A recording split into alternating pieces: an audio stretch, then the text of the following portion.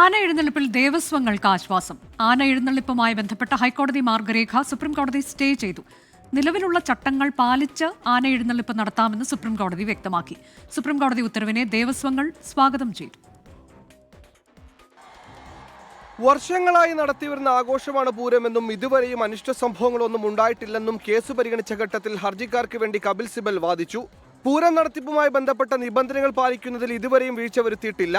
സ്ഥലപരിമിതി ഒരു പ്രശ്നമായതിനാൽ ആനകളെ 3 മീറ്റർ അകലത്തിൽ നിർത്താൻ കഴിയില്ലെന്നും ഹർജിക്കാർ വാദിച്ചു. ആനകളുടെ ക്ഷേമത്തിനാണ് ഹൈക്കോടതി മാർഗനിർദ്ദേശമെന്നായിരുന്നു മൃഗസംഘടനയുടെ മറുവാദം. ഹൈക്കോടതി നിർദ്ദേശമായ 3 മീറ്റർ അകലത്തിൽ ആനകളെ നിർത്തുന്നത് അപ്രായോഗികമെന്നായിരുന്നു സുപ്രീംകോടതി നിരീക്ഷണം. ഇതോടെയാണ് ഹൈക്കോടതി ഡിവിഷൻ ബെഞ്ചിന്റെ നിർദ്ദേശങ്ങൾ സുപ്രീംകോടതി സ്റ്റേ ചെയ്തത്. ഹൈക്കോടതി നിർദ്ദേശത്തിന് പുറമെയുള്ള നിബന്ധനകൾ പാലിക്കണമെന്നും ദേവസ്വങ്ങളോട് സുപ്രീംകോടതി നിർദ്ദേശിച്ചു. സുപ്രീംകോടതി ഉത്തരവ് പൂരപ്രേമികളുടെ വിജയമെന്നായിരുന്നു ദേവസ്വങ്ങളുടെ പ്രതികരണം. ദേവസ്വങ്ങൾക്ക് വളരെയധികം ആശ്വാസമായി. ദേവസ്വങ്ങൾക്ക് മാത്രമല്ല, എല്ലാ പൂരം, വേല, പെരുന്നാൾ ആഘോഷിക്കുന്ന എല്ലാ കമ്മിറ്റികൾക്കും വലിയ ആശ്വാസമാണ്. വീണ്ടും ഒരു സ്റ്റേ അനുവദിച്ചിരിക്കുകയാണ്. ഈ സ്റ്റേ അനുവദിക്കണമെങ്കിൽ അത്രയും മനസ്സിലാക്കിയിട്ടാണ്, ജനങ്ങളുടെ വികാരം മനസ്സിലാക്കിയിട്ടാണ് തിരുവമ്പാടി ദേവസ്വം, പാറമേക്കാവ് ദേവസ്വമല്ല ഇതിൽ വിജയം ആഘോഷിക്കുന്നത്. അതിനുവേണ്ടി പണിയെടുത്തിട്ടുള്ള, ഇതിന് പിന്നിലുള്ള ധാരാളം ആൾക്കാരുണ്ട്.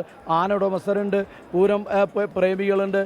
പല ക്ഷേത്രങ്ങളിലും ആന എഴുന്നള്ളിപ്പുമായി ബന്ധപ്പെട്ട് അനിഷ്ട സംഭവങ്ങൾ ഉണ്ടായിട്ടുണ്ടെന്ന മൃഗസംഘടനയുടെ വാദത്തിൽ അനിഷ്ട സംഭവങ്ങൾ ഉണ്ടായാൽ ഉത്തരവാദിത്തം ദേവസ്വങ്ങളുടേതായിരിക്കുമെന്ന് സുപ്രീംകോടതി വ്യക്തമാക്കി.